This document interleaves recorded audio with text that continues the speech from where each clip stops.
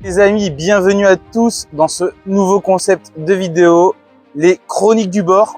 Vous l'avez vu, c'est le premier épisode. Je vais vous expliquer rapidement ce qu'est le concept.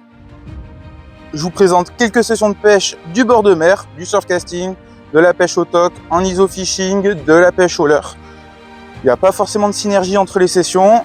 On finit par une recette pour se régaler. Et voilà, premier épisode d'une longue série, je l'espère. Inutile de vous dire que Gabi va m'accompagner sur les sessions de surfcasting. Je vous invite à checker la description si vous voulez réserver un guidage en surfcasting dans les Landes ou dans le Pays Basque en sa compagnie. Allez les poulets, dans cette émission, vous allez d'abord retrouver une session que l'on a fait au cœur du printemps avec l'ami Jérémy, qui est du bassin d'Arcachon et qui est venu découvrir un petit peu les eaux du Pays Basque en surfcasting. Et on va faire aussi une petite pêche dans les cailloux, au toc et en iso-fishing à la recherche du sard. Ensuite, vous allez voir une session qui s'est déroulée durant la première canicule. Le poisson était assez timide ce soir-là. On a réussi quand même à faire quelques images. Pour le coup de la deuxième canicule, que les choses ont commencé un petit peu à s'accélérer avec une belle partie de pêche.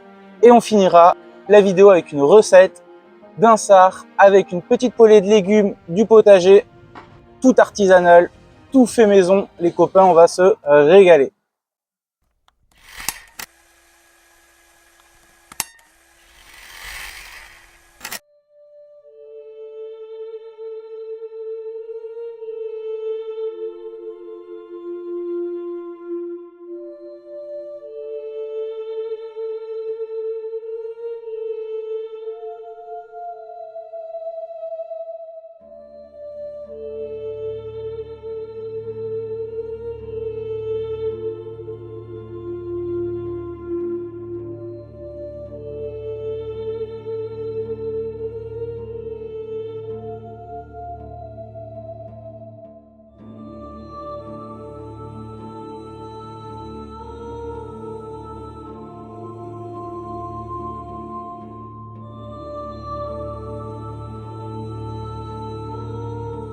Abuser la quantité de bois qu'il y a sur la plage, ça donne une ambiance hyper sauvage, incroyable, mélangée avec la création et le côté artistique de certains qui ont réussi à faire des vraies cabanes avec ce qu'ils ont trouvé sur la plage, notamment du bois mort et des cailloux. Et franchement, l'ambiance est trop cool. On va pouvoir démarrer la pêche tranquillement face à ce décor sauvage.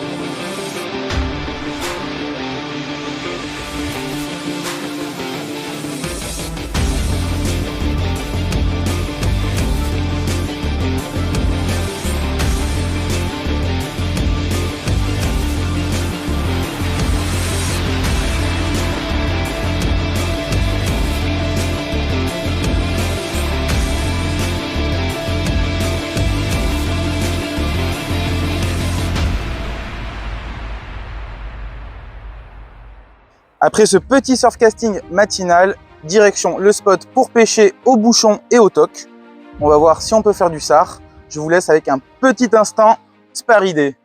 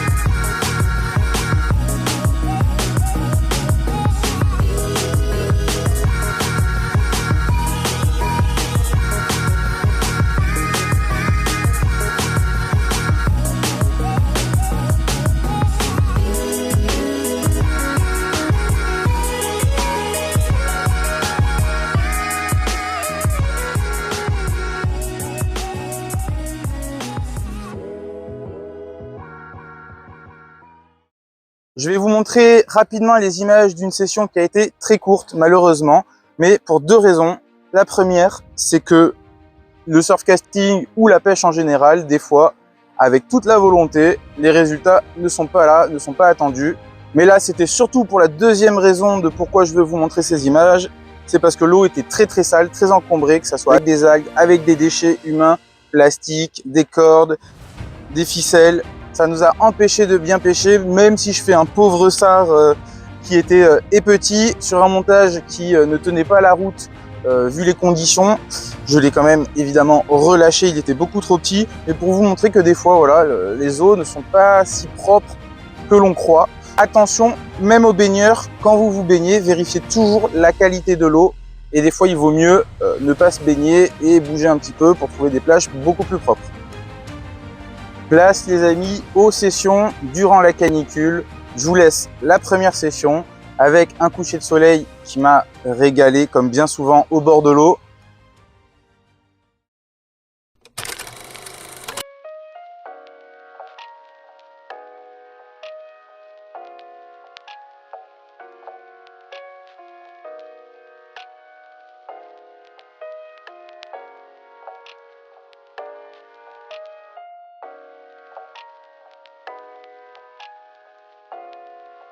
Et un petit coucou à notre ami JB qui est venu découvrir une soirée en surfcasting en notre compagnie.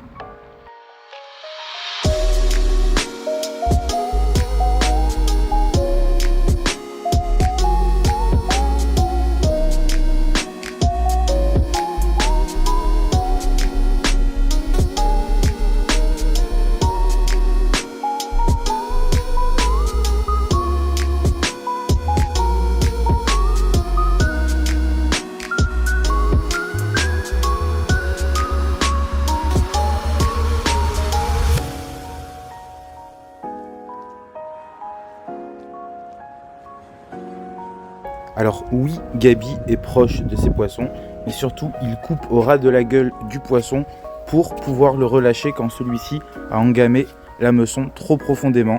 Ça lui laisse une chance de se débarrasser de l'hameçon et de pouvoir ainsi continuer sa vie et se reproduire. Session lors de la deuxième vague de chaleur que la France a subie. Une session qui m'a fait super plaisir avec du poisson actif, que ça soit au vert et même avec une petite lanière de chipiron. J'ai réussi à m'en sortir. Je vous laisse découvrir les images tout de suite. Yep.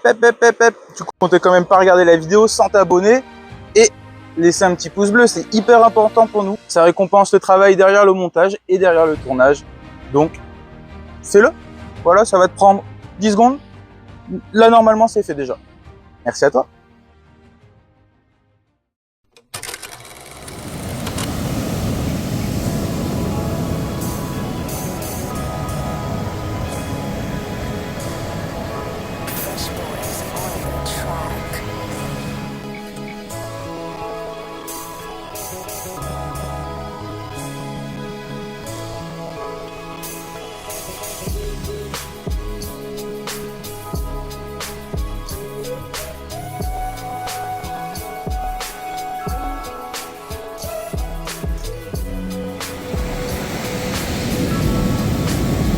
Et merci à mon brave Pierrot de m'avoir filmé ce soir-là qui m'a fait de superbes images.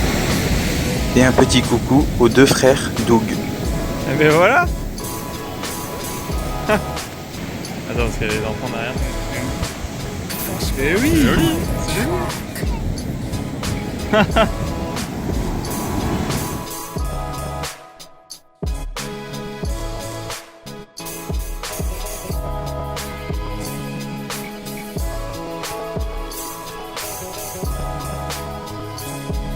Ça va vite comme ça là, c'est premier coup de canne, premier poisson, petite ombrine, donc ça fait plaisir. J'espère que les grosses elles sont là, j'espère qu'il y a le reste de la colonie, donc je vais vite remettre un verre et on va relancer. Ah ouais, puis là lui il est quand même solide, il est piqué vraiment au bord mec. Il est vraiment piqué au bord. Ça me régale.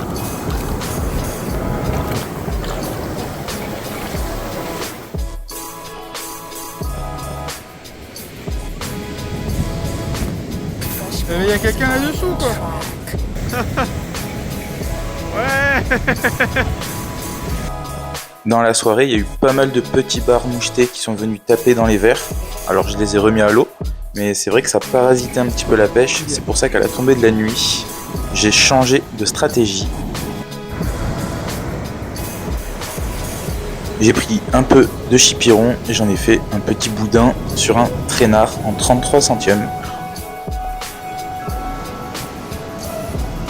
Putain, on voit rien.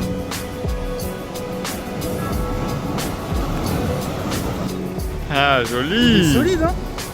Mec, regarde, piqué juste au bord. Joli. Et Ah ouais, là c'est cool. Il est vivace le coco. Ouais, joli poisson. Bah, ça fait plaisir.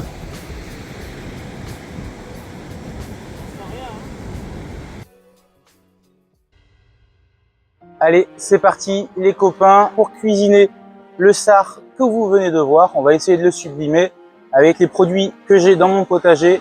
Comme ça, on se fait un super bon repas qui vient de la terre et de la mer. On se retrouve dans le potager avec les petites tomates cerises, celles-là sont encore en train de mûrir, et les plants de haricots verts. D'ailleurs les haricots verts, la culture est très productive. Pour ma première récolte, j'ai une belle quantité. Les tomates, elles vont apporter un petit peu de couleur dans l'assiette, ça va être magnifique. Et l'ail, on peut rajouter aussi pour apporter des arômes pendant la cuisson. Le sard, il était vivace il y a 2 minutes. Bon, là il n'a plus rien du tout. On va mettre un petit mélange d'huile d'olive avec les épices à l'espagnol. Il y a du piment, poivron, paprika, sel, poivre et on a tout pour se régaler. Allez, première étape, on va mettre un peu d'huile d'olive dans un récipient. On va mélanger les épices, sel, poivre et on va badigeonner le poisson des deux côtés et aussi à l'intérieur. C'est important pour apporter des arômes au maximum dans la chair. Attendez, mais j'ai failli oublier les aromatiques, ça va pas du tout. Une feuille de laurier et du thym pour rapporter encore plus de saveur pendant la cuisson. La cuisson, c'est l'étape d'après, c'est 180 degrés, chaleur tournante pendant 20 minutes. Et si vous avez un four vapeur, c'est encore mieux. Je m'occupe des haricots maintenant, je les ai équeutés, bien rincés, et on va les mettre dans de l'eau bouillante pendant 15 minutes.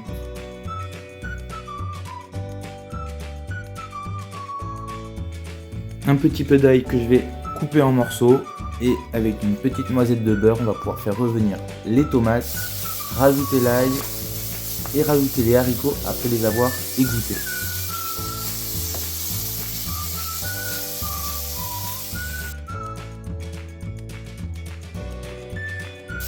Ah ça chante, c'est magnifique. Les odeurs, les couleurs, ce doux bruit de rissolage là c'est exceptionnel. On passe au dressage.